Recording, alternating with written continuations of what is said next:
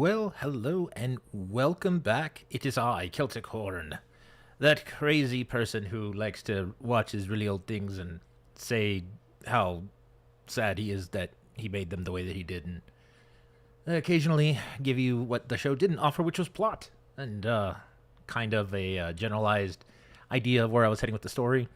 I thank you very much for joining us and hanging out. This is meant to be fun, so please relax and feel free to laugh at me alongside me, of course. Anyway, we're going to be continuing with episode 6. I know you're all very excited. We left off where Sergeant Major had snuck into the base and is about to confront John. And we also left off with the guys inside of the pub being confronted by Sean, who we learn, is sent on a mission from the Colonel to eliminate them. Ooh, that's not good. So we pick up here with Sergeant Major and John in the what I called the courtyard, and hopefully you will enjoy.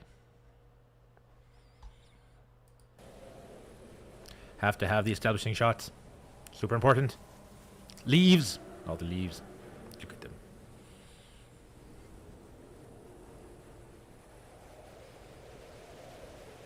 I really like the way that looked. Ooh, I'm in the way here. I thought you were in your grave, Sergeant Major.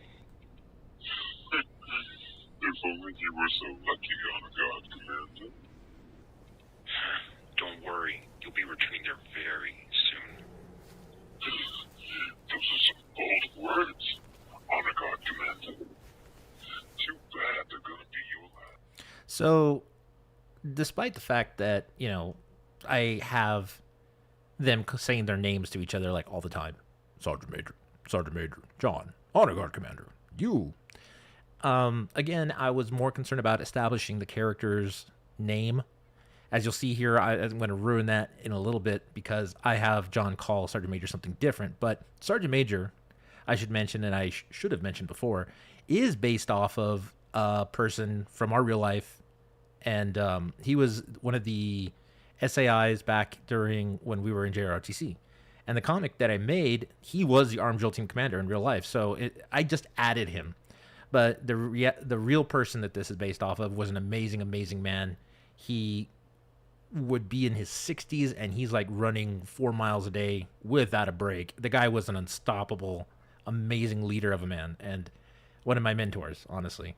But because he was the one in charge, he was the most primed to be the antagonist. And so here he is, and we discover that we've learned that there is an intense rivalry, but really kind of a seething hatred for each other between John and Sergeant Major, because they don't like each other, mostly because they're so similar. They're both very proud, and they're both very, in charge of their department. They don't like someone, stepping on their toes.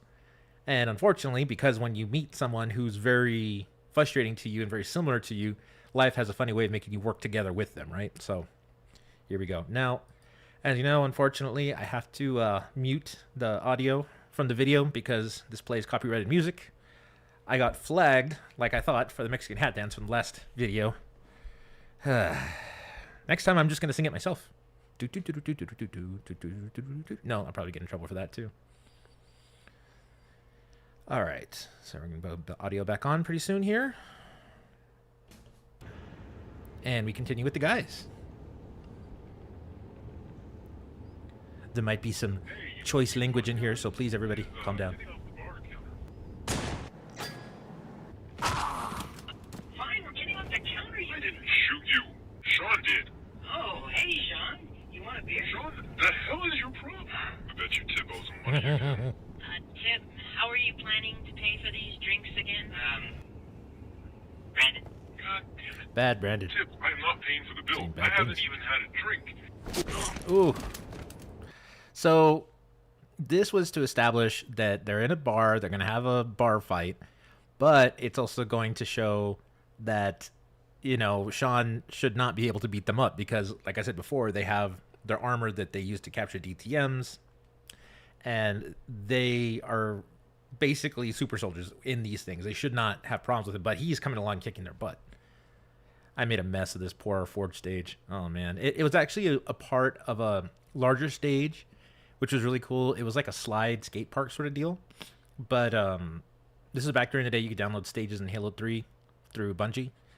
And I just used the front part and, of course, a little beam there for the bar. It just looks so much like a bar. I was like, might as well use it. I am not going to let you take over this base, Tim. Then you better try and stop me. That was a strong punch there. What the hell?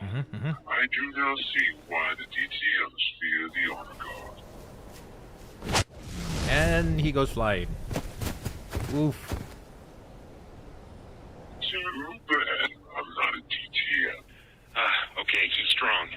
What the hell am I going to do?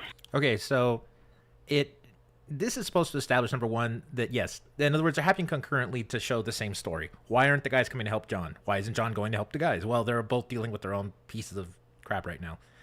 And it just so happened Sergeant Major showing up prevented Sean from showing up in, the bar to take them all on. Otherwise, John would have probably put him down pretty quick.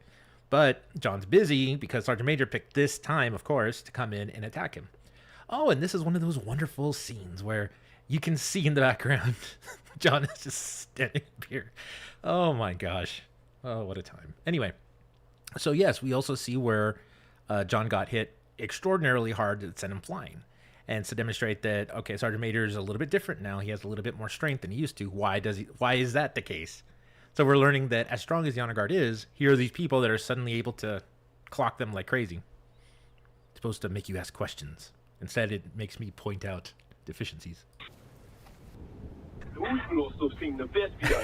forgot about that. Yes. Oh my gosh.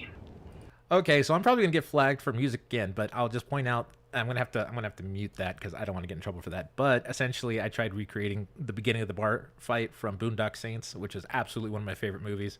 So fun movie. Not for kids, but so fun.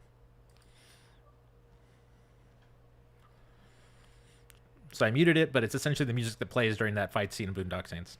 I was so proud of this fight sequence. I was so proud of it because everybody up to this point's fight sequences had to do with butting the other person with the rifle or smacking them with the plasma gun.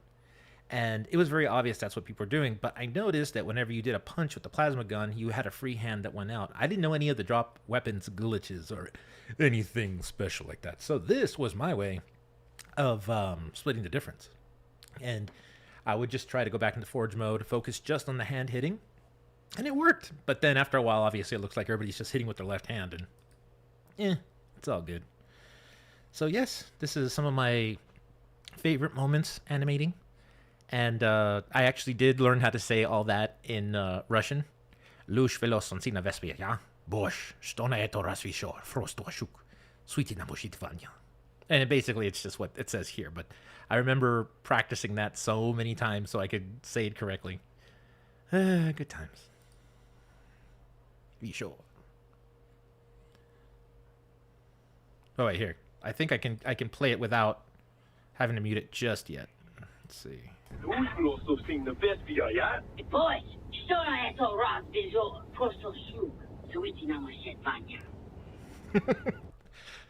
Now imagine doing that, but in Tip's voice.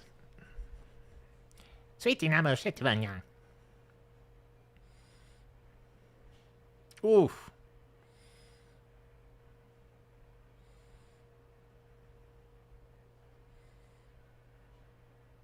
See, that was cool. That was my attempt at slow motion. Is he hitting so hard?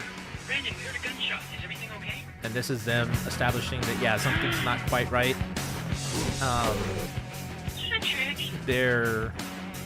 April's disappointed because he knows Pat just wants to get in there and be with his friends and fight. They don't know what's going on. They're all tipsy. Damn it, okay. Think, John, think. Sergeant Major, you bastard. Why the hell are you doing this? Why else, Honor Guard Commander? Revenge, of course. Revenge? Revenge for what? What the hell is wrong with you? You sad lapdog. You have no idea, do you?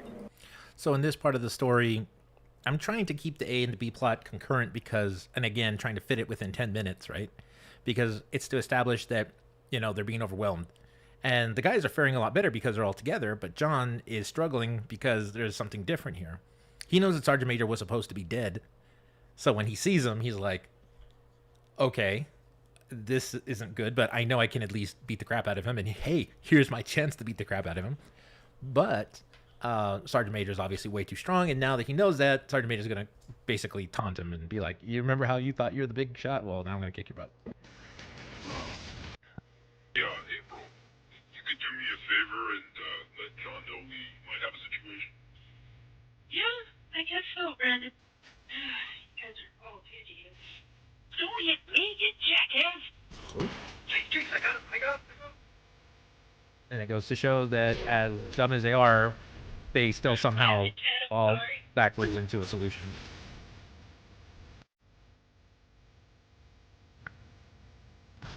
And of course, they take out the guy they're trying to fight, right?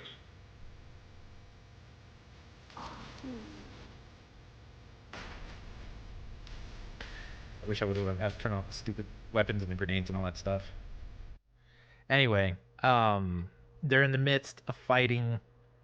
Sean, they're trying to get him to stop. They're trying to figure out what's happening because to them, Sean's never been a bad person, so he's attacking him out of nowhere. It's like that's why even at the beginning he says, "Wait a minute, does Sean owe people money, or does Tip owe him money again?" And they're like, "What?" And then he starts fighting them for no reason, of course, because he's Sean. He doesn't say anything. Now, the guys, while they were fighting Sean, accidentally started hitting each other, right? Because they're drunk. So they get mad at each other and they keep fighting with each other, and eventually they knock each other out and they're all passed out. And Brandon's like, of course. Again, clowns. Am I saying the real life versions of them are this way? Maybe. Well, honor guard procedure Delta Tango 1.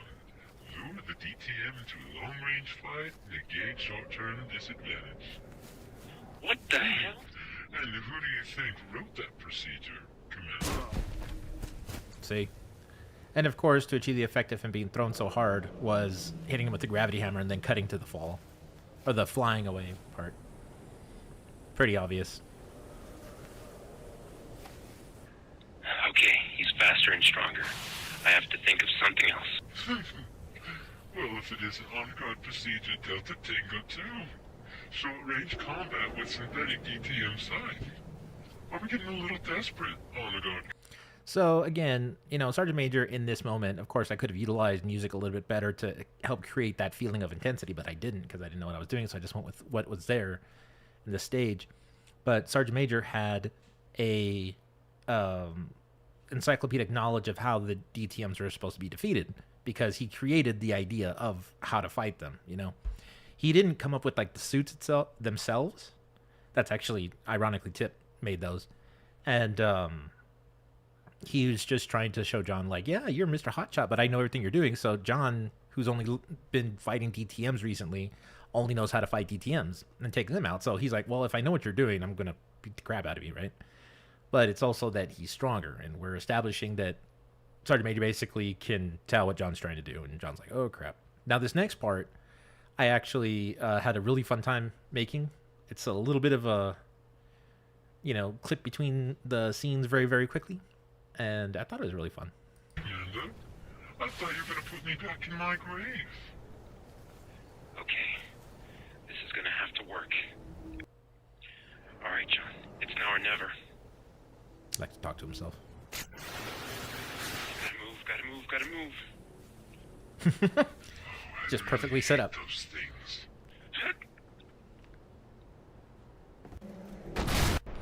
Oh my.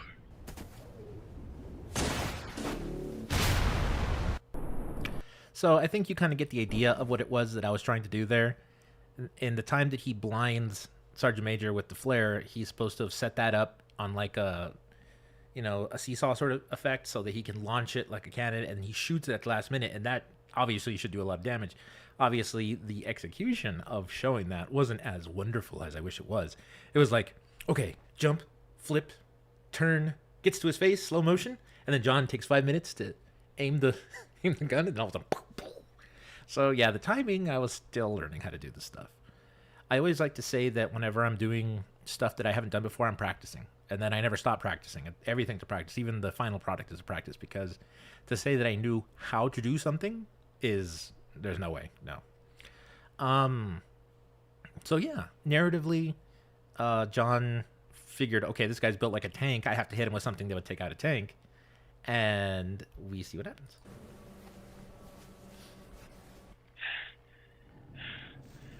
You've got to be kidding me.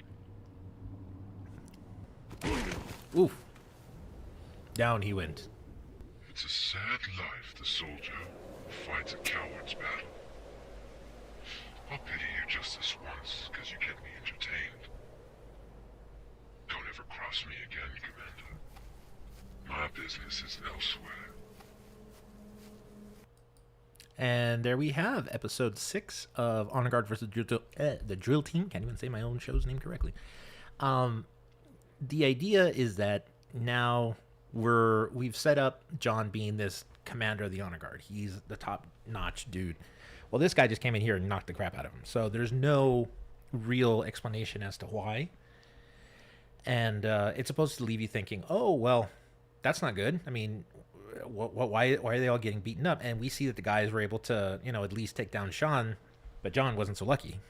And he should have been the most capable. So it's supposed to be like, oh, here's this beast that just walked into the base.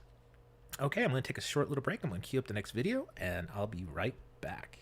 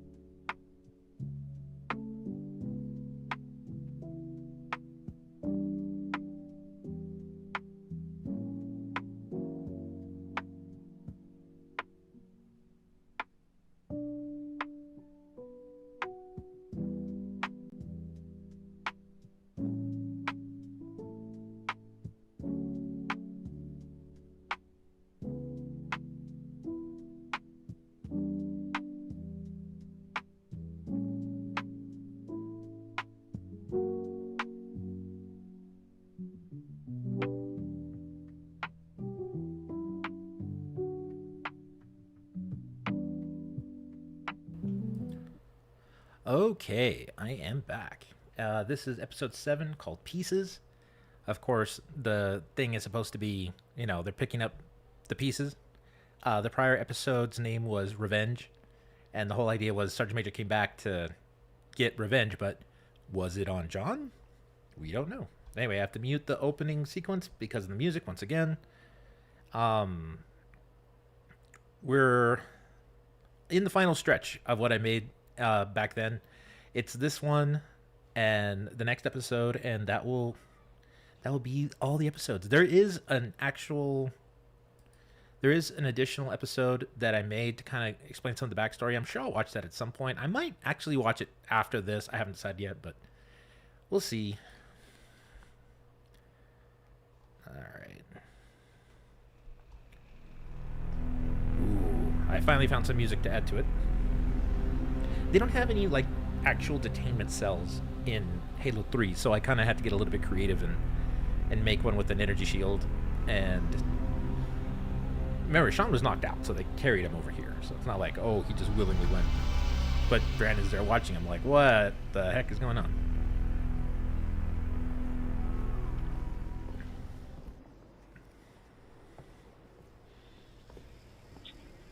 So, you feeling sober? No?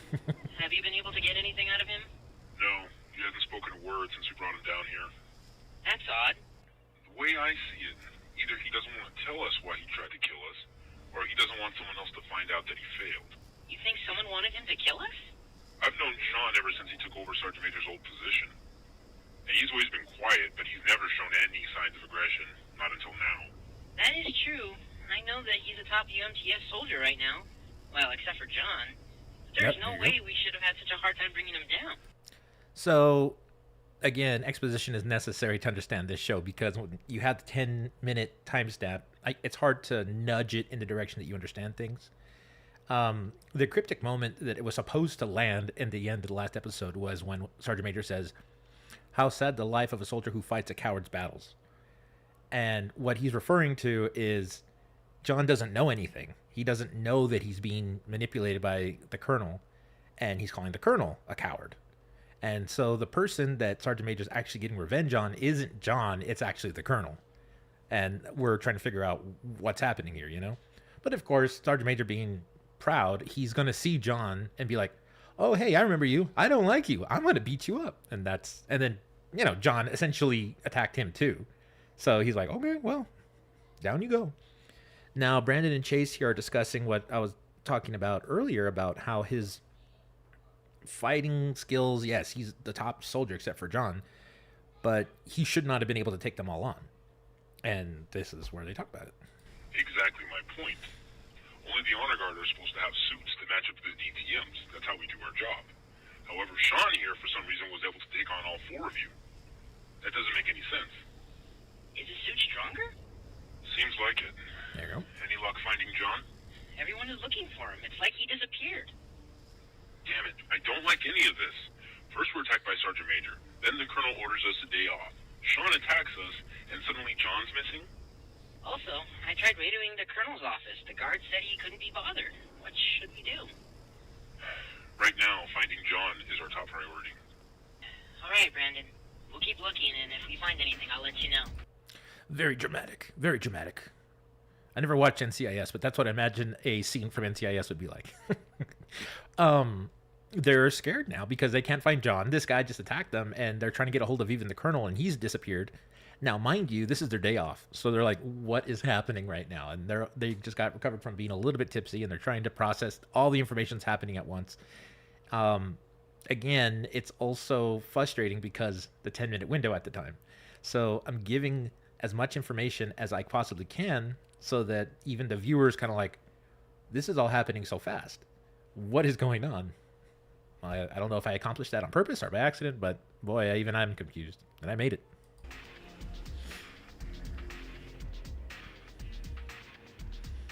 That's a cool little transition. I like that. Sir, you have always been an idiot. He didn't even change the restriction codes. My passwords still work. And this is exactly what I've been looking for. I also learned that if you have a Spartan walk up to a terminal with his weapon lowered and with the energy pistol, and you just make typing sounds, it kind of gives the illusion that they're typing. Isn't that fun? Hey, what are you doing in here? This is a restricted area. Well, you'll just have to forgive me now. I didn't think anyone would mind that I was back here. Oh, that's right, I forgot. The restricted signs outside are merely a suggestion. My really bad British accents. And then you have Sergeant Major here, and he's looking for something. He's trying to access restricted information, and he makes a comment that, the colonel is so, verbose or whatever, he forgot to change his, passcodes. And then he thought Sergeant Major was dead, so he never figured that Sergeant Major would get in there. And we still don't know why Sergeant Major is, basically the rookie or the assistant to his Zir, which is the colonel. Why did he betray him? Why does he feel this animosity towards him? What's going on? Sounds like I know what I'm talking about. Clearly, you're the exception to the rule. Get your bloody hands off that terminal. You are under arrest for occupying restricted area. To demonstrate not only is he super strong, but he's also super fast, which is, again, how he was able to catch up to Brandon in episode 2. He's also mentioning that he's trying to find certain types of information that pertain to stuff that only, the UMTS has, and stuff that, Tip developed and all that stuff. So he's trying to access something more than what he has already, because if it was just that his suit needed, his suit was strong enough, he wouldn't need this information. So he's in there looking for additional information to increase something. We don't know what yet. But he's still massively strong.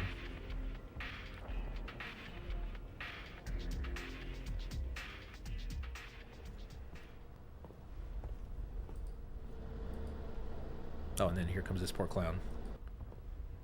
Rookie, come in. This is Julian. Rookie, come in. This is Julian.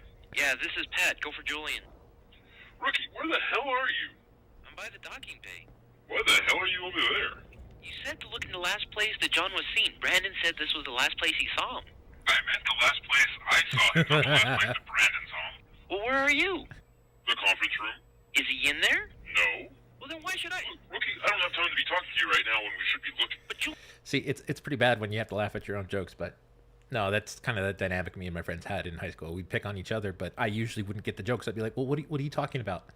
And so we'd be going back and forth trying to get, things to help move along the situation we were in. If we were assigned something for a event in high school or for a classroom project or whatever, we're trying to organize it, we can never seem to get on the same page, but yet we're laughing about the fact that we can't seem to do it. Julian was always so good at following things to the letter, and that's how he did so well in JROTC. And he's also an Eagle Scout, and just amazing leader, great person. He's an amazing leader, great person, terrible. I'm sorry, I just had to do it. It sounded like that, didn't it?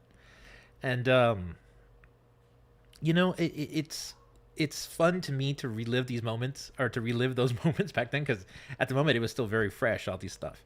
But yeah, they're looking for John, and John's not anywhere, and Julian's making the joke, well, no, I want you to go look at the last place he was seen. Well, the last person who saw him was Brandon, and Julian's like, no, the last place I saw him. It's like, whoa, what are you doing?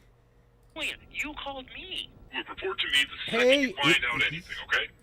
It is the mastermind and director of oneself, ladies and gentlemen. I am very honored to have you here. I hope that I don't offend you with my subpar machinima skills here, sir. Thanks for being here, Mr. Flick. No, wait, sir. Jeez, some people.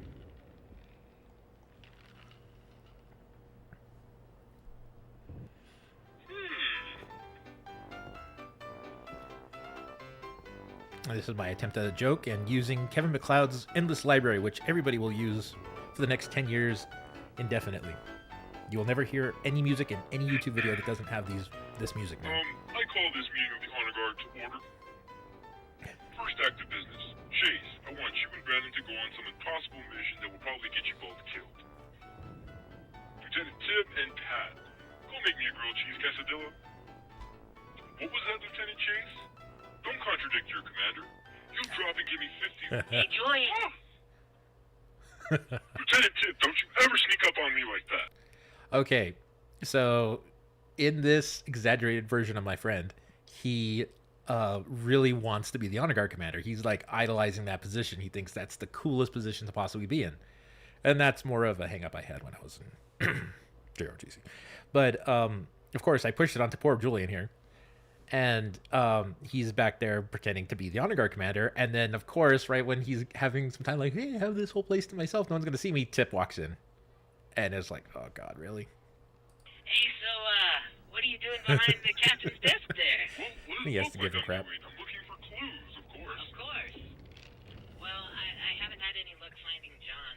Well, go take your warthog and check out the perimeter. All right. Lieutenant, Yes, sir. let's not mention what you might have seen here, all right? Julian, I didn't see a thing. Good. Carry on. Hey, Chase, come in. Again, that's funny to me because that's the crap we would do. We would pick on each other and be like, hey, well, can you not tell anybody about this? And then we'd immediately turn around and tell everybody. It was a wonder we were friends, but that's probably some of the closest representation of how me and these guys worked. And they're still my friends to this day, so picking on each other must be the golden ticket to friendship.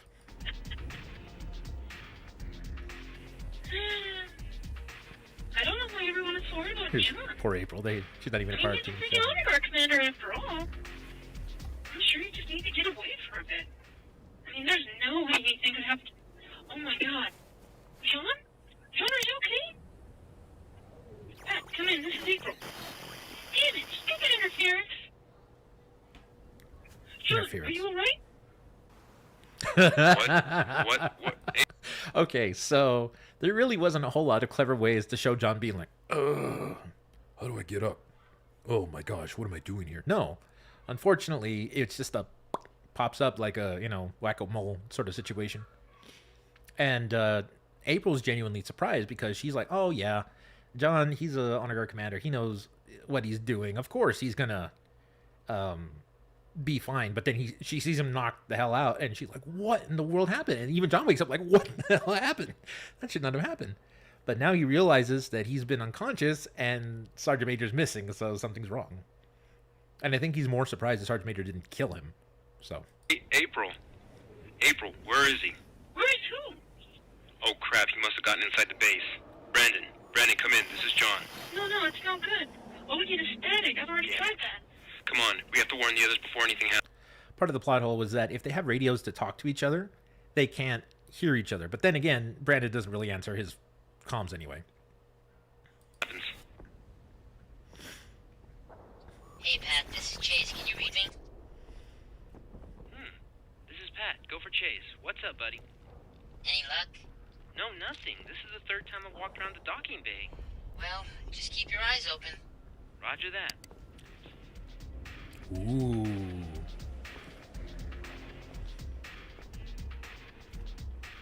This is the moment I wanted to really go nuts with.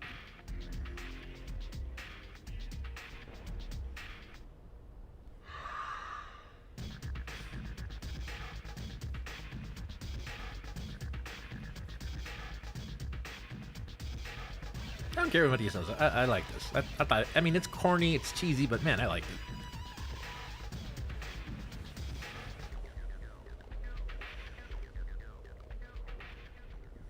Have you seen the Honor Guard Command? Okay, so setting this up, I'm always picking on my friends. I'm always making jokes about how dumb they are in this context of the show, right? They're exaggerated versions, but they have to be silly and goofy, otherwise it doesn't work. Well, this is me picking on myself the worst. I have a habit of being clueless with certain situations, like a lot of situations, and especially back then. And so it's basically Pat's like, okay, go find this guy who's wandering around the base. He's not supposed to be. And, Pat, being innocent, is like, oh, I found this guy. Hey, do you know where the Honor Guard Commander is? In other words, he found the guy. He knows how dangerous he is. But he's just like, oh, you seem like a nice person. Do you think you can help me out? And obviously it's Sergeant Major. And Sergeant Major's like, oh, I'm going to have to... He was on his way out. He was leaving. You notice he didn't engage anybody. He's just quietly trying to leave. But Pat's like, hey. Sergeant Major's like, I'm going to have to kill somebody, And that's the end of episode 7 pieces. They didn't pick up a lot of them. John is now alerted that something's going on, and he knows he needs to get, inside to be like, oh God, this guy is not only who he used to be, but he's also incredibly strong now, and he could basically kill everybody. Why he hasn't yet is beyond me. So yeah. All right, I'm going to take a short break while I load up the next video. Thank you for joining me, whoever's here. Flick, if you're still here, yay. If not, we'll hopefully get you next time. I'll be right back.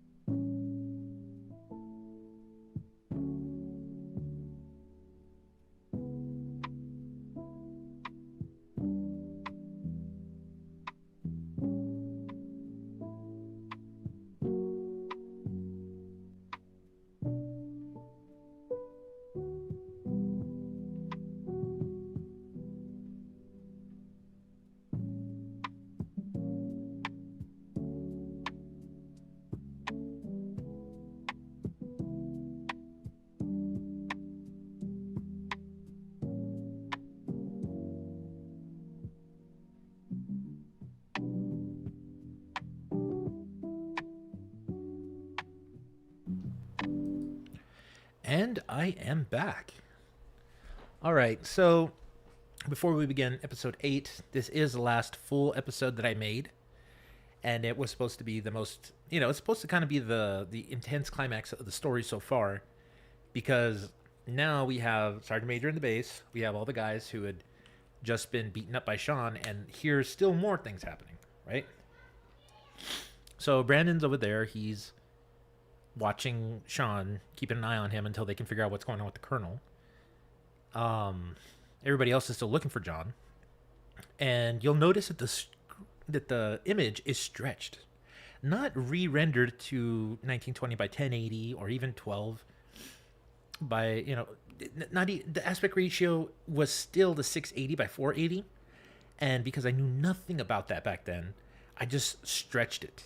I stretched the image so everything's going to appear a little bit more flat. I had already uploaded this episode, by the way. I had uploaded it like forever ago. And I was like, you know what? I want to stretch it so that it looks like a cool widescreen thing. I should not have done that. But this is a re-upload. Unfortunately, the voices are going to be a little bit jarring. I had come back to this after a small break from then. Like I said, the joke about when is the next episode of Machinimator's show going to come out after he takes a 5-year hiatus, right? So, me not excluded. And the voice is a little bit jarring. The idea is still the same. I wasn't really too great with sound balancing back then. I know I'm apologizing before I even see it. But it features some music from Reticent Soul, again. Guy, the brilliant self-taught piano player, who's now, ironically, right when I started talking about all the times he made music for this, he started making music again recently. And I'm like, wow, okay, awesome. So hopefully I'll get to hear some more fun tunes from him. And here we go. Oh, I have to mute that again. Look at them. They're all squished faced now. Oop.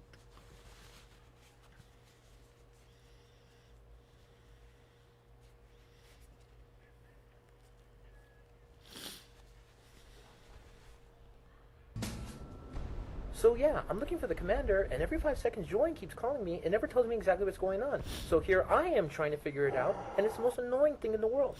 And here's me basically complaining the whole time. I think this is about the same time that YouTube started changing the rules for the 10-minute video thing.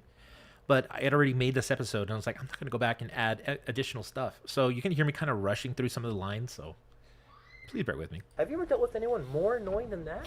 Hey, hold on a second. Rookie, come in. This is Julian. See, this is exactly what I mean. No, Julian, I haven't found him yet. Maybe I should leave if you're busy. No, Julian, I have no idea what you're talking about. Sergeant Major's I've like, never I even just seen want to what get he out of looks here. like. I Well, don't. He's just a dangerous son of a bitch who wears a CQB helmet and is wandering around the base. He is abnormally strong, though, so if you find him, My be careful and realization wait for of me. it. Oh, crap. Oh, crap. See, and the funny part here, for me, and anyway, was that Sergeant Major was trying to leave. He was like, I don't want to have to kill this person. But after he realizes that Pat figured out who he was, like, well, I can't let you go telling people I was here now, can I? Oh, crap. Oh, crap. Well, now, what's the matter there? No, nothing. No, wait, Can you what's just the stay matter over there for Well, we're a having such little a bit? fun, good old conversation. Oh, crap. Why are you pointing that rifle Julian, at come me? in. Deserved it. Boy, I don't understand. You were talking a moment ago. Why is it that suddenly now you seem to be out of breath? Come in. This is Pat. Can anybody hear me? Come in. This is Pat. You know what? I'm gonna have to kill you, my friend. I think you had a good life. Too bad. Now, Pat is just like in shock because the one person he did not want to run into, he ran into, right? Of course, he's the one who found him. All these skilled fighters, and he's the newest member. He runs into the worst enemy at the worst possible time by himself. So he's like, guys, help. And the idea is that Julian kind of recognized something was wrong when Pat was like, and he ran to Pat. So even though Julian can be, a little bit much, he can be a little bit more of a prideful person. He cares very deeply about his other team members. So he was like, I got to get there. So he ran, as you're about to see. And Sergeant Major's like, I got to kill you and get out of here as fast as I bloody can. I have to kill you, my friend. I think you had a good life. Too bad you're more annoying than that commander of yours. But don't worry about it. He's next. No, he's not. What the hell? Where the hell did you come from? It's all right now, rookie. The only downside to no, there's several downsides. What am I talking about? To having the screen stretch out like this is that now I'm very obviously standing in the way, so I'm going to try to make myself a little bit smaller here. There we go. My several years of train deduction skills gave me an inclination that you were in some kind of bind. Did the screaming tip you off? Oh, you're gonna regret doing that, whoever the hell you are. Wait, you're still alive? That's never happened before. Oh, your head is mine. Julian, please tell me you didn't bring more than just one rocket. Oh, well, rookie, it usually doesn't take more than one rocket. So yeah, now Sergeant Major's like, okay. So now they know. Now more people are coming. I have to get out of here fast. But he has to take care of the evidence. I don't appreciate being hit in the back with a rocket. Especially from some no-name soldier I never met before. I think maybe you need to learn... No, rookie! Rookie! You idiot! Hey, he was trying to help Julian. What can you do? He knew he didn't stand a chance, but he had to try to help. Oh crap, Pat, Julian. The music is by Hey, Reticent let him Soul. go. John, check on Pat. Sergeant Major, let him go. April, go check on Pat. I knew I should have killed you. Hey, Pat, wake up. Are you okay? I think I had some other music here, and then of course YouTube started cracking down on stuff, so I had to change it out. It didn't really affect a whole lot, but something about this song just sounds so intense. I mean, it was one of the few pieces that my friend actually put like percussive beats into that I really, really found cool. So I don't know. I have no qualms with having used it, but this is supposed to actually go into a more tense moment, and we see how Sergeant Major handles the fact that now, oh crap, everybody found him. April, how's he doing? Oh, crap, John. I think he's got a cold. Oh crap. Okay, just get him behind us. I don't know, John. I don't think he can walk. Should have just seem to be left having it at some 640 by problems there, 480. Miranda. This stretch stuff is bugging me. I can't believe you would do this. You'd attack the entire team? All for what? What are you even here for anyway? Now that's just not any of your business there, is it, Commander? Not good. John, come in. This is Chase. Can you read me? I have a clear shot of his head. Wait, Chase, where are you? I have a clear shot of his head, John. Just keep distracting him and give me the word. Alright. Fire when I say. Tip, you roger that? I heard every word. Again, it's difficult to have a scene where you cut from Chase to Tip because they're essentially the same voice. Whereas Chase is a little bit up here, Tip is a little bit down here, but sometimes when you're trying to emote using those voices, they sound exactly the same. So it's difficult to convey that they're different people. And I wanted to make very clear who was talking, so that's why I put the radio effect on Chase. And Chase, listening to the radio, was like, okay, they found John, but what's going on? Oh crap, something's happening. Let me grab this suspiciously placed sniper rifle here. Ironically, when we used to play Halo 3, Chase, real life Chase, was really, really good with the sniper rifle. So, him and John. It was frustrating. Alright. Sergeant Major, But perfect. we're gonna offer you some terms. Let Julian go, and you can leave. Oh, and here comes Brandon, a little bit late to the party. No, guys, wait. Sergeant Major, wait. Sergeant Major, wait. Look, let Julian go. I don't know what happened to you in the past. So Brandon is in shock now because his mentor just showed up again and is attacking all his friends, and he can't figure out what's happening. But he's like, "Hey, you're supposed to be a good guy. You're supposed to be my mentor. Why are you like this?" And John had already told him, if we run into this guy, we're gonna have to probably take him out. But Brandon's like, wait, like he's having second thoughts, and it's supposed to show how close that bond was, basically. That he's not acting like himself. He shouldn't be doing this, but Sergeant Major's already too far into it now. Oh, there we go. But you No, don't need to Brandon, do this. we said Sergeant Major could leave. Alright? Well, now, rookie, how long has it been since I've last seen you? Why are you still hanging around these vermin? Don't you remember what I told you?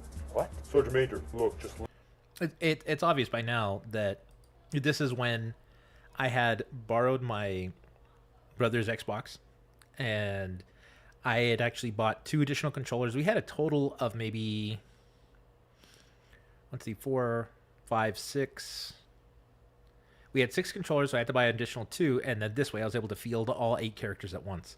So this is actually every single character logged in with their own unique user ID, and I had to go and set up the scene. It took forever, and everybody has their specific weapon, right? And Chase is off screen, so he's the only one that's not shown here. So he's the only one I had to cut away to. Because let's see, 1, 2, 3, 4, 5, 6. No, he was actually in this scene because there's only 1, 2, 3, 4, 5, 6, 7, and Chase is behind him in the tunnel. And it was so much easier. It was so much easier to just have everybody in the scene at once, and I was body acting all of them. What a pain in the butt that was for something. It was fun, and I was running between 2 rooms at the time, just like, okay, here we go. My brothers were so patient with me. It was so great. Don't you remember what I told you? What? Sergeant Major, look, just let Julian go and we can talk about this, okay? Sergeant Major also, squeaks out, "Hey, why are you still hanging out with these vermin? Don't you remember what I told you?" So it's his way of kind of hinting that, hey, wait a minute, don't forget that you're not supposed to actually be here, because he knows that the honor guards, there's something going on. Sorry, rookie. I'm just not in the mood to compromise. Besides, I'm having way too much fun here. Okay, Chase, get ready with that shot. Just say the word, John. I'll pop this faster than a drunken prom queen. Just say the word. Now. Oh, Sergeant Major, look out! Oop, sorry, bro. What? Oh, crap! April? No, that wasn't too polite. Chase, I'm on my way. Chase! Wow, you're pretty strong, aren't you? Too slow. It's not your fault, though. I think you're just outclassed. Oh, and here comes Sean. Now it's like, wait a minute. He was in the detainment cell. What in the world just happened? How in the... Now, okay, narratively, there's a reason he got out. Practically, when I was making it, it was just that he was the camera. His character was the camera during this shot. So I guess Chase wasn't back there. It was actually Sean hiding on the side. And I just thought, like I did in episode 2, it'd be so cool if he just did a running thing as Sergeant Major. And it's like, where did he come from and how? I thought, I'll figure out how it happened later. But it'd just be cool if Sean could just show up and start fighting. But we're also noticing that Sean, who has been told to defeat the honor guard, didn't attack any of the honor guard, even though this was the perfect time to do it. And he went exactly for Sergeant Major. Why did he do that? It would help if he actually said anything. Oh. Boy, that coward replaced me pretty quick, didn't he?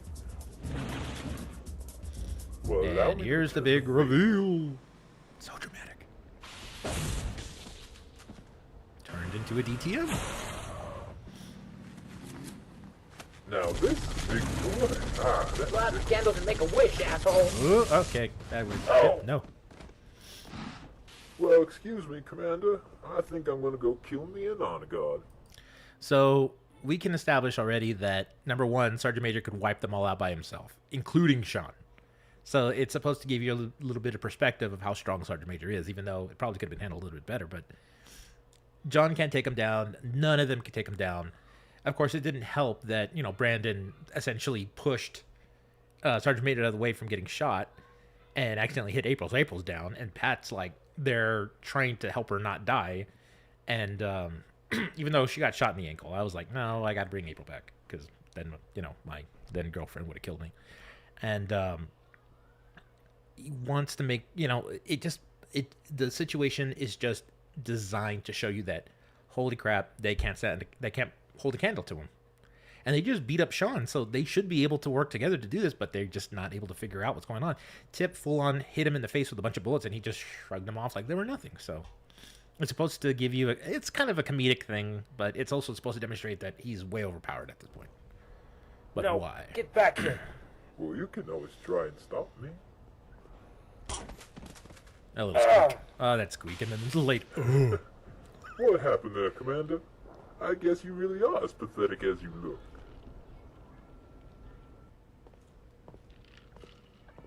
Now this had music with it But I think Although I took it out with standard YouTube's thing. execution would be more fitting for someone of your status. It can't be. So you're gonna hear that weird thing that YouTube does when it says, "Do you want to remove this music?" and it removes it, so you still kind of get some of the sound effects and all that. So it's a little bit janky. It's what I had to work with, but it was either I do that or the video didn't get uploaded, and I was like, at the time, just leave it in, whatever. Sorry, Honor Guard Now, Commander. who's this guy? Well, little But we're supposed to notice that as he passes, he has an honor guard symbol on him. So what does that mean? Hey, Tim. And he calls him Tim. Mike? And he calls him Mike. And John is petrified. He does not know what he just saw and what's happening at all. Again, a bunch of idiots in a serious situation where they're like, what is happening? And this was my attempt to show a very grandiose battle between Sergeant Major and this mysterious blue Spartan named Mike. This can't be. The music that I used at the time was called, oh my gosh, I should know this. I should have prepared for this, right? No.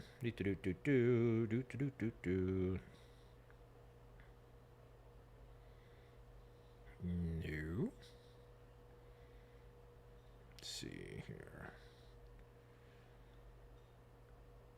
I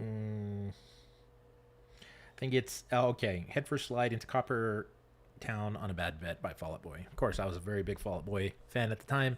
They just come up with a new album, and of course, I was using it for everything because you can see how the dorkiness inside of me just never ended. So that music's very grandiose. It's very dramatic. So this fight was, in my opinion, like, oh, okay, that's cool. They're having this, this battle. And honestly, there was no correlation with the song. It was just cool. But the whole series up to this point was kind of like a telling of that album in my own perspective of how I understood it, and didn't quite land the way it should have, but then what did? John here is in shock because what he's seeing now is a Spartan named Mike, who they both recognize in blue armor, and he's wearing an honor guard symbol. So he's like, who is this guy? And they're having this insane battle where, mind you, Sergeant Major's been established as insanely strong, so how is this guy standing up to him? That's Mike. A lot of editing, a lot of clipping. Even slower. You can tell where I used Sony Vegas now, and I'm so proud of the little, very obvious cuts I could do. He's trying to hold him here. Turns into his DTM self. Now, how is he able to do that? And what do you think you're laughing about?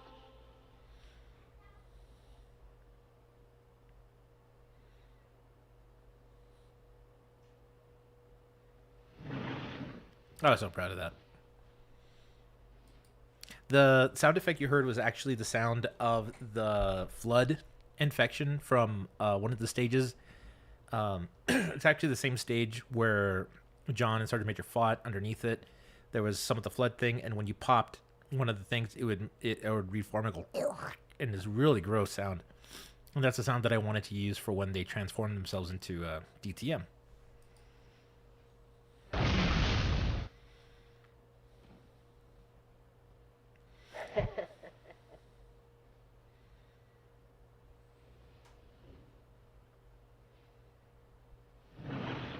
Not too bad. Oh, sorry, Sergeant Major.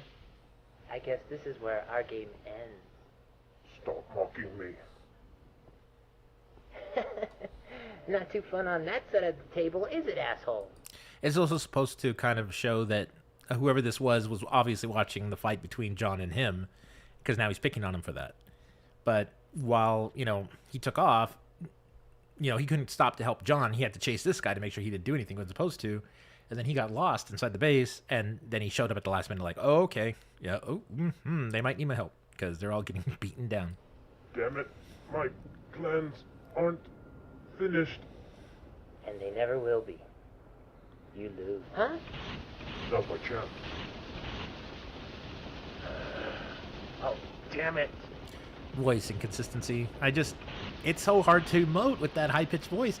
And again, poor Mike. I mean, I'm doing his voice again, and already I have Chase up here, and then I have Tip here, and then with Mike, I had to find a different. It's basically Chase with a different like fluctuation of the accent. Is oh my gosh, it's a mess. You know what? It was so much different back then because you couldn't just go into a Discord and be like, "Hey, does anybody want to be a voice actor in my machinima?" No. No? Okay. And usually you'd get some people that want to do it, but back then it was like you had to hope that you'd know somebody who could do it. Like I said, the guys offered to voice it, but it was so difficult. They're just at the beginning of their careers in real life, and it was so hard to get them. And I didn't want to bother them, so I just did every voice myself. So, yeah, it was fun, but yeah, after a while you're like, oh, okay, they all sound the same. And that was episode 8 of Honor Guard versus Drill Team All Talk. That would be the last episode I made in the continuity of the story for a very, very long time. I'm very happy with how it turned out. I wish I hadn't of changed the aspect ratio. I should have just left it at the 680 by 480. I was wanting to introduce the character Mike. I know it's already episode 8, and again, here's a new character. So everybody's saying, Mike, Mike. And then, I forgot to mention this in the previous episode where John says, I'm not going to let you do this, Tim. Okay, well, Tim wasn't the name of the Sergeant Major. Sergeant Major is his rank, and they typically call each other they call the NCOs by their rank, you know? So, in this one, Mike reestablishes his name is Tim. Now, who is Tim? Tim is based off of another person in my life, a cousin of mine, and he had no problem with me using his name for that, but he just, because I felt bad. For a while there, I felt bad, like, I'm calling this guy Sergeant Major. Anybody who knows me is going to think I'm picking on my old teacher. It's like, no, I'm not. I just like that. It was so cool. It's a commanding name, Sergeant Major, you know? It was so cool to have it that way. But, you know, I didn't want people to get the wrong idea. However, I grossly underestimated the fact that nobody watched this. So there wasn't really a whole lot for me to be that concerned about. But it also was really awesome to include the names of all the people that meant a lot to me in my life at that point. As you'll continue to see in future installments here. You know, it's not... what am I at? I'm at an hour. I think I'm going to just go ahead and finish off with 2 more things. One of them is really short, and the other one is... I call it Honor Guard versus Drill Team, episode 8.5, because we were just given a whole lot of information at the last minute here, and I felt really dumb for doing that. So what I did instead was create a backstory video of who is Mike and a little bit about the history of what happened. And I feel like if I were to do that later, it'd be like, okay, here's this one episode, and now I'm gone again. No. So I think I'm just going to do it now. So for that, I'm going to take a quick little break, and I will be right back.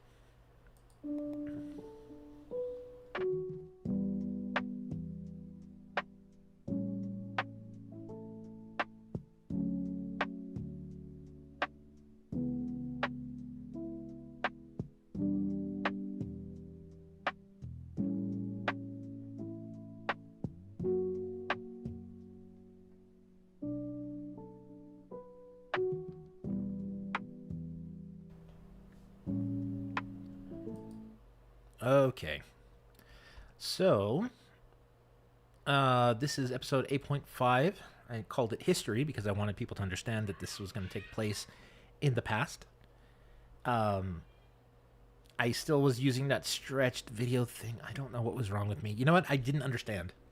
I was like, oh, if it filled the screen, it's going to look cooler. But really, it was like, no. Oh, you know what? Hold on. Let me fix something real quick. Be right back again.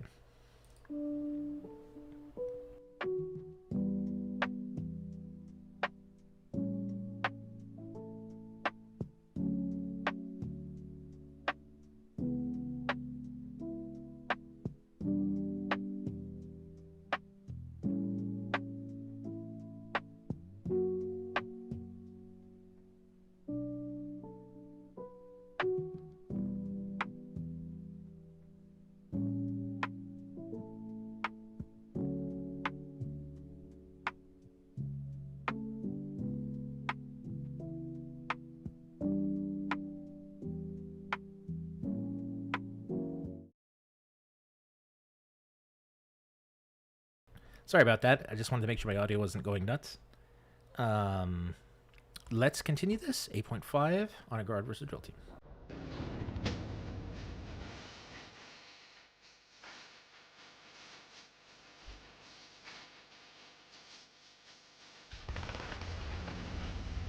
Oh, of course, I forget to mute that part, but hopefully it's not enough to have got me flagged. But if it is, I don't care.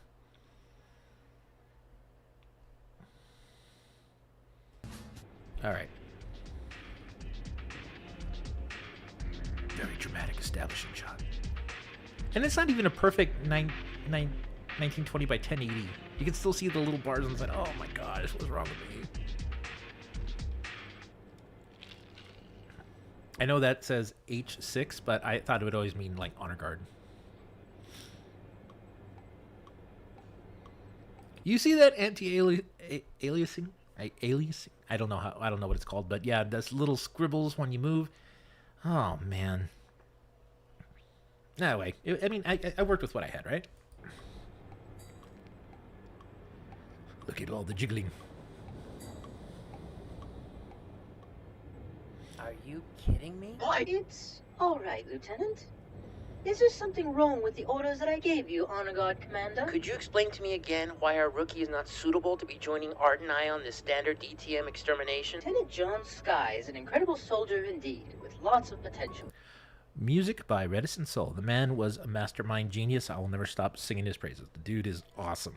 Freaking awesome. He established that now you have the Colonel who's calling Mike Honor Guard Commander.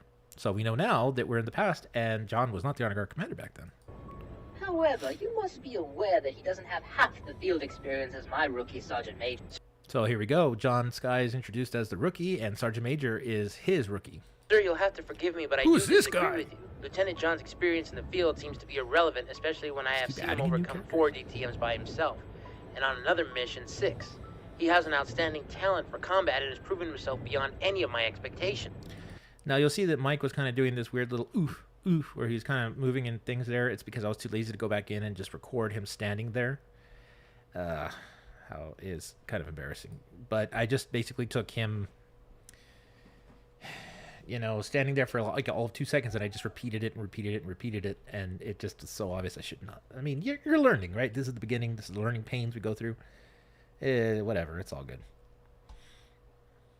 And Mike is now telling the Colonel, like, hey, wait a minute. We found this rookie who's really good at taking out the DTMs.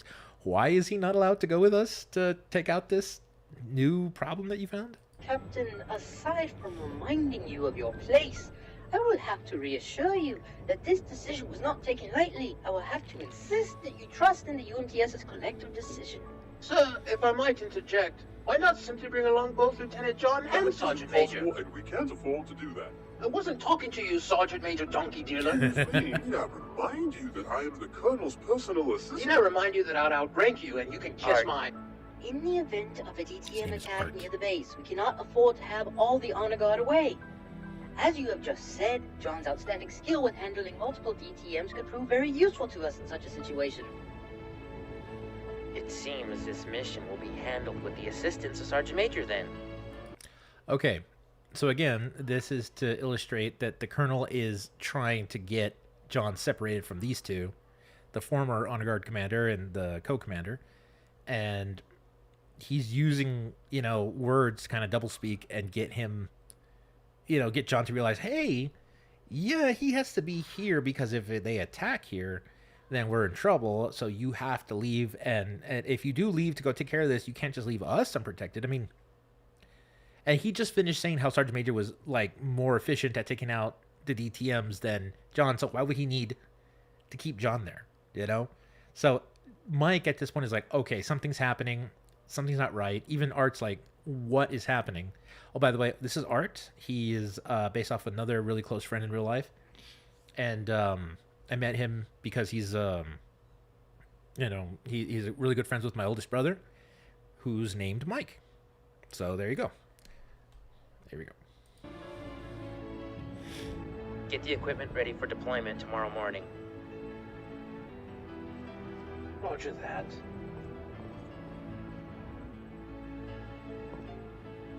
Thank you, Captain. I knew you would comply. Roger that. Mike knows there's like he can't really say anything. There's nothing for him to But you take care argue of this. against. And the Colonel's like, okay, go take care of this, which we already established means go kill me some honor guard. And Mike's staring at the sun. So now we know where John got that from.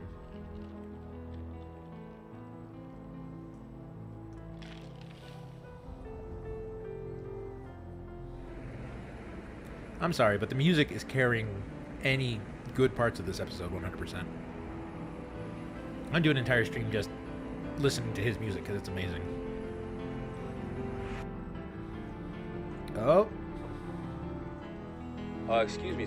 And here we show John as a rookie, as evidenced by his orange shoulders and orange little helmet there. Mike and John met by John being recruited into the UMTS. So he's there, and they're trying to establish this team barely called the Honor Guard, which is meant to defeat the Drill Team members. It's hard to point out, when he got there or when Mike got there, because I am full of plot holes. The Honor Guard was supposed to show up with the next terrain station, but this is kind of before the Honor Guard showed up, so it's weird, but I just make it make sense by saying they showed up early, they were there and establishing this team, and then the Honor Guard showed up in this situation.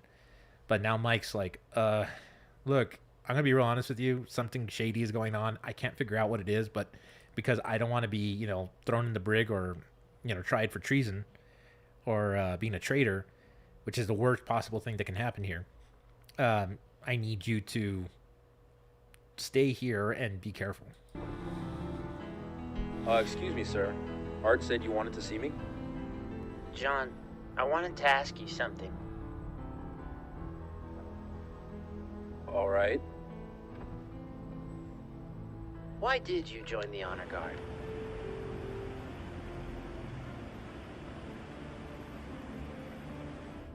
I don't know. I guess since the Honor Guard seemed to be the one team that no one wanted to join, it seemed kind of noble to me to do this incredibly important job. Very dramatic. Beautiful song, though. That's a good reason. But there were other teams that are incredibly important as well. And this one has more of a possibility that you're going to die on the missions. 3-point landed. That's true. But if you just follow the procedures, usually the DTMs aren't that difficult to handle. They are just animals after all. Maybe for you they aren't difficult. But honestly, they are vicious monsters and were powerful enough to wipe out the last terrain station easily. Do you feel... So, I try not to be too ham-fisted about how I do things, but I would think I was forcing this in there. The idea is that as Mike and John are talking, you're seeing what happened when Mike went on this mission with Art. And so you're seeing them concurrently with the music. Station easily. Do you feel like you could continue to do this job for the rest of your duty to the UMTS? Well, sir. Stop. Oh, no more. Did we see this? But honestly, they are vicious monsters and were powerful enough to wipe out the last terrain station easily. Do you feel like you could continue to do this job for the rest of your duty to the UMTS? Well, sir. The idea being that Sergeant Major went with them because the Colonel said he's more qualified to go. So, why? And sure enough, Sergeant Major betrays them and he kills them. But why? Stop. It's a question. No more Very dramatic. I know formalities. you Just want answer the question. Mike had a little bit of a chance because he kind of suspected something was going to happen. Just always believe that if you're going to do something, anything, you have to do it completely. Otherwise, what's the point in it? So you fight. But you can see there that more UMTS soldiers were stationed there because if something happened to Sergeant Major, they had to jump in to stop him. As hard as you do, out of the virtue of the action itself? I mean, that if I made the decision to do something, I'm not gonna just have to do it. It's not in me. Thanks for that, John. I have something else to tell you. What is it? We're going on a mission tomorrow that I think I have a really bad feeling about. And I'm afraid that we might not come back this time. If we don't, think about that answer you gave me and do whatever you think is best for this team. And be on guard around Sergeant Major and the Colonel. You really think something's gonna go wrong? I have a feeling. And that is episode 8.5, the history of Mike and Art in trying to establish who they are and why he showed up, randomly at the end of the last episode. He was essentially betrayed, and they haven't seen him, and they don't know what happened to him. They thought he died, very similar to the way they thought Sergeant Major died. So now he's back. Why is he back?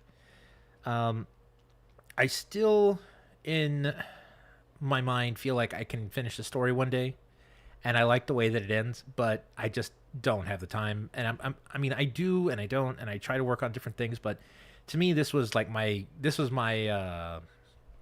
magnum opus, I think they called it back then. Of course, I'd rather work on different things and wish I could do it better. And what they say, perfection is the enemy of good enough. And I think that's where I got stuck for a long time. So my whole goal is to someday finish the story. And if I can't, I'll just explain the rest of the story in a stream one day, and hopefully that'll be good. There is one last thing I want to show, and it means a great deal to me, and I'll explain why. As you noticed, music played a very large part in all of this. Music has always been a huge influence for stories in my life. I would just sit and listen to a song, and I would just think of ideas, and I'm sure a lot of people do that. Where I was very blessed is that I had friends who were incredible musicians, and I would ask them very, probably annoyingly so, could I use your music in this, because I'm going to get copyright striked, but you're trying to get known, so this might help. And remember the early days of YouTube where anybody could get anything for exposure? Oh my god, what a waste that was. Offering exposure is like the worst way to entice somebody. Pay the people, pay them money, poor guys. Anyway, so I'm going to load up this last thing, and then we'll call it a day.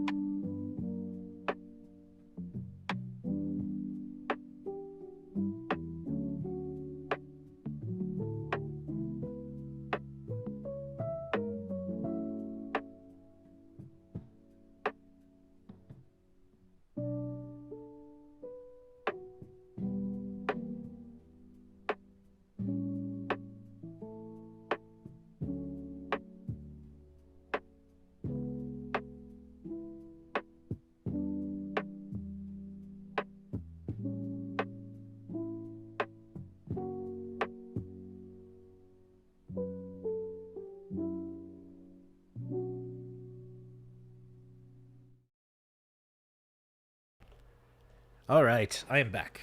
Thank you for waiting. Now, this one is very, very special to me. I had made this prior to episode 8, and this will basically be wrapping up the whole viewing experience for Honor Guard versus Drill Team for now. I have more content related to it, but it will be in a different category, so this will pretty much wrap up the canonical version of it. Oh my goodness. Canonical, I sound so important.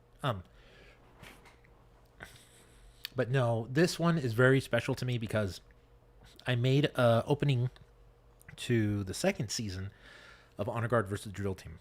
And it was very dramatic, as everything had to be back then, right?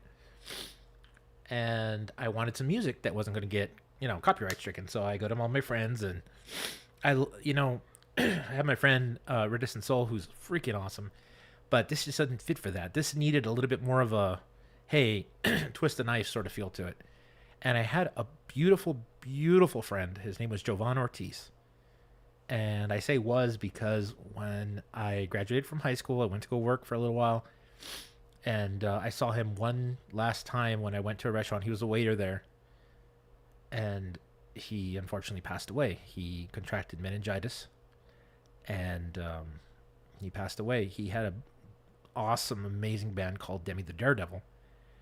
And I remember, recently I lost another, or a group of friends of us lost another really amazing friend.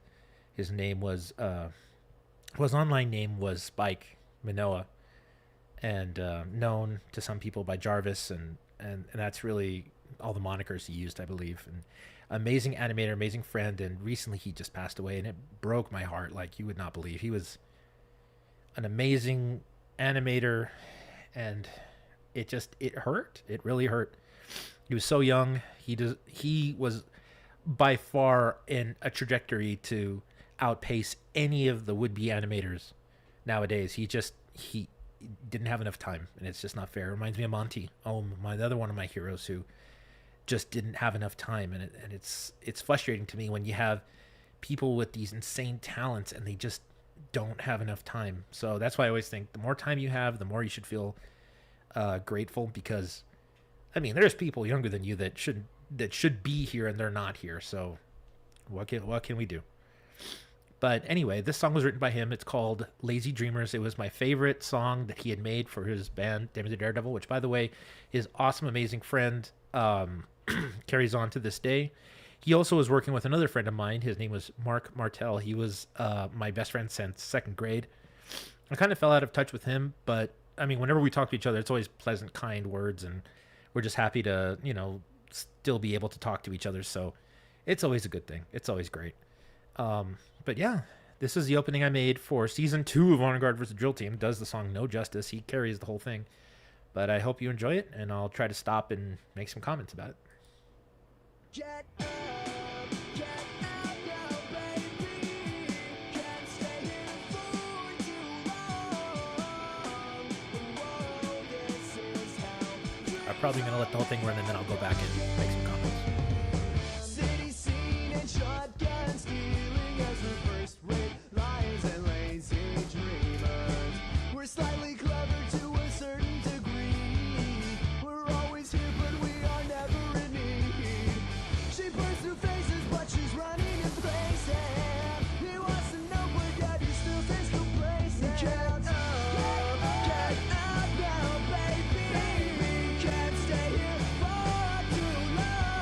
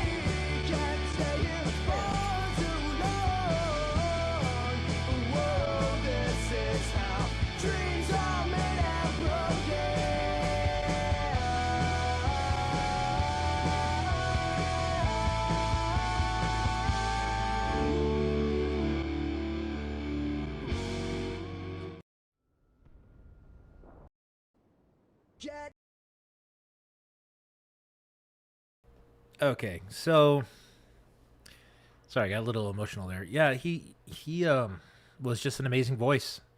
And this was in 2008. So, Green Day had just done their American Idiot album, and then you had Fall Out Boy, who was just being known. All the pop punk people are coming out, right? So, of course, he took his hand at it because he just naturally was talented with stuff like that. Him and his two bandmates at the time. And he made this song, and it just resonated because it kind of made me feel like me, like a lazy dreamer. Like, I'm trying to optimize the most potential with the least amount of effort, right?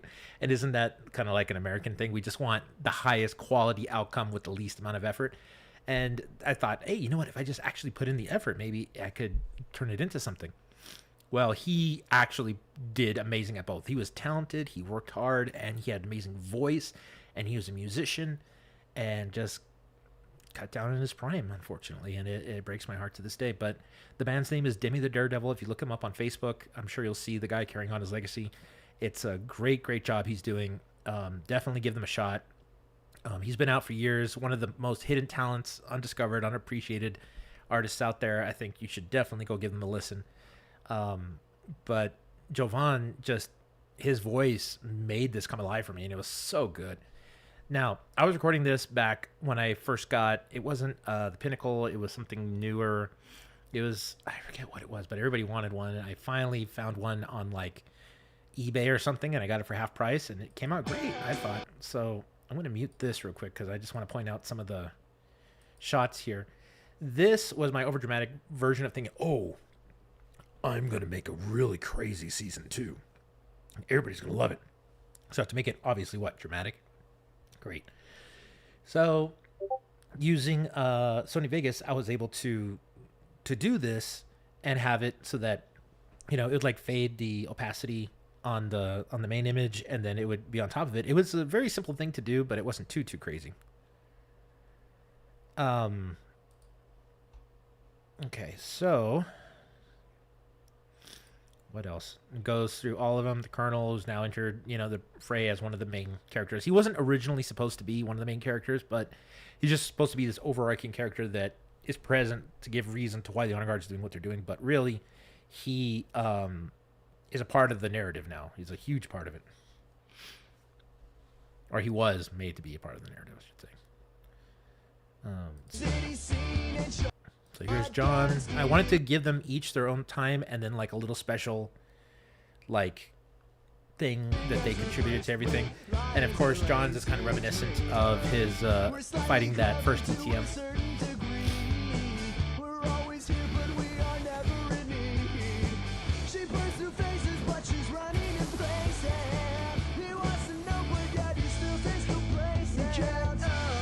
Okay, so what's funny about this is that I essentially had all the characters across 2 Xboxes standing all around the stage blackout, which the stage blackout is a huge plot point for the entire series, because this is where they sent John and Sergeant Major to go and to stop something. So why are they all here?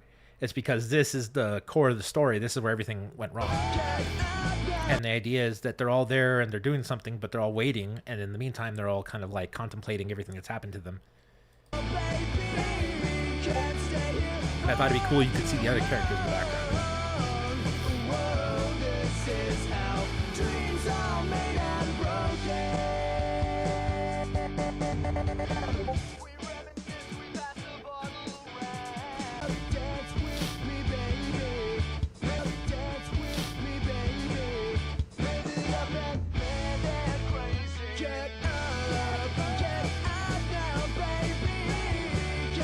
If you haven't noticed already, Tip loves his car. He would do anything for that car.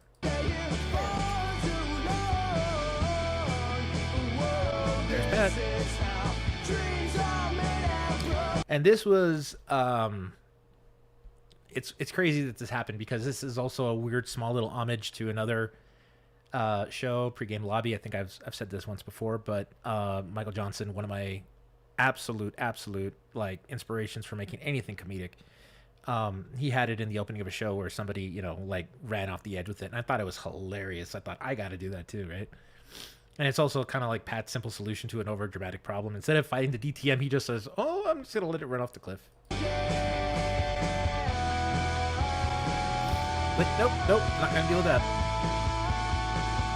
And then very dramatic angle of the moon, which you gotta admit, Blackout had one heck of an amazing moon, right? That was freaking cool.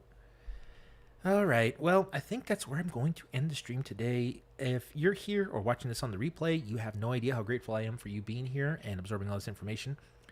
I will be doing more streams, maybe with Honor Guard related content. I do plan to do some reaction streams to 9 a.m., my 2D animated series as well. I also have a 3D 9 a.m. animated available that I'm going to be commenting on as well, but I would like to do a little bit more. If you have any questions or comments about stuff that, happened and all this, and even if it's just a,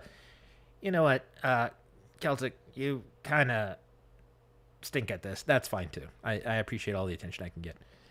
Thank you for watching.